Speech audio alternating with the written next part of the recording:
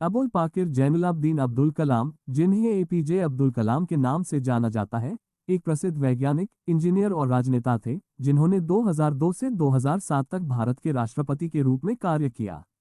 उनका जन्म 15 अक्टूबर 1931 को रामेश्वरम, तमिलनाडु, भारत में हुआ था। कलाम 5 भाई बहनों में सबसे छोटे थे और उनके पिता एक नाव के मालिक थे, जबकि उनकी मां एक गृहिणी थी। कलाम की प्रारंभिक शिक्षा रामेश्वरम में हुई, जहां उन्होंने रामेश्वरम प्राथमिक विद्यालय में पढ़ाई की और बाद में रामनाथपुरम में श्वार्ट्ज हाई स्कूल गए। वह एक होनहार छात्र था और उसने विज्ञान और गणित में गहरी दिलचस्पी दिखाई। अपनी स्कूली शिक्षा पूरी करने के बाद कलाम ने तिरुचिरापल्ली के सेंट जोसेफ कॉलेज में दाखिला लिया, जहां उन्होंने 1954 में भौतिकी में डिग्री के साथ स्नातक किया। अपनी डिग्री पूरी करने के बाद कलाम मद्रास प्रौद्योगिकी संस्थान MIT में एरोस्पेस इंजीनियरिंग का अध्ययन करने के लिए मद्रास चले गए। यहीं पर उन्होंने अंतरिक्ष और रॉकेट प्रौद्योगिकी के प्रति आकर्षण विकसित किया। 1960 में MIT से स्नातक करने के बाद कलाम ने एक वैज्ञानिक के रूप में भारतीय अंतरिक्ष अनुसंधान संगठन इसरो के लिए काम करना शुरू किया।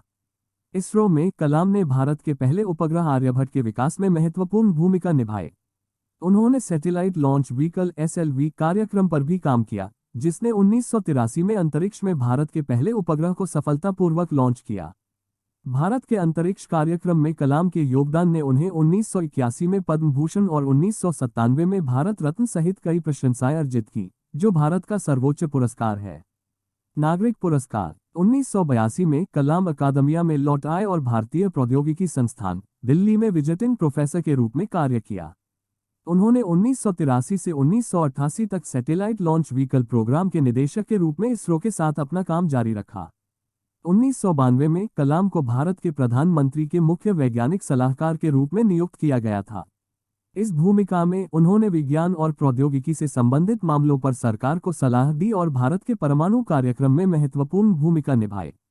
परमाणु कार्यक्रम पर कलाम के काम ने उन्हें भारत के मिसाइल मैन का खिताब दिलाया। 1999 में कलाम को भारत के 11वें राष्ट्रपति के रूप में चुना गया था।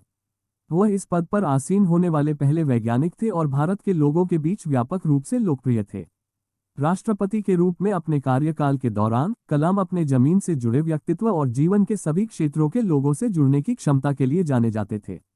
राष्ट्रपति के रूप में कलाम ने विज्ञान और प्रौद्योगिकी की वकालत करना जारी रखा और 2020 तक भारत को एक विकसित राष्ट्र बनने का आह्वान किया।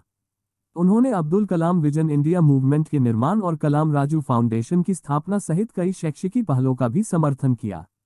अपनी अध्यक्षता के बाद कलाम एक वैज्ञानिक और सार्वजनिक वक्ता के रूप में काम करते रहे। उन्होंने भारत और दुनिया भर में बड़े पैमाने पर यात्रा की, युवाओं को अपने सपनों को आगे बढ़ाने और समाज में योगदान करने के लिए प्रेरित किया। कलाम एक उत्सुक लेखक भी थे और उन्होंने कई किताबें प्रकाशित की, जिनमें विंग्स ऑफ फायर, एक आत्मकथा शामिल है, जिसने उनके बचपन से लेकर उनके राष्ट्रपति पद तक के जीवन को जीर्ण शीर्ण कर दिया।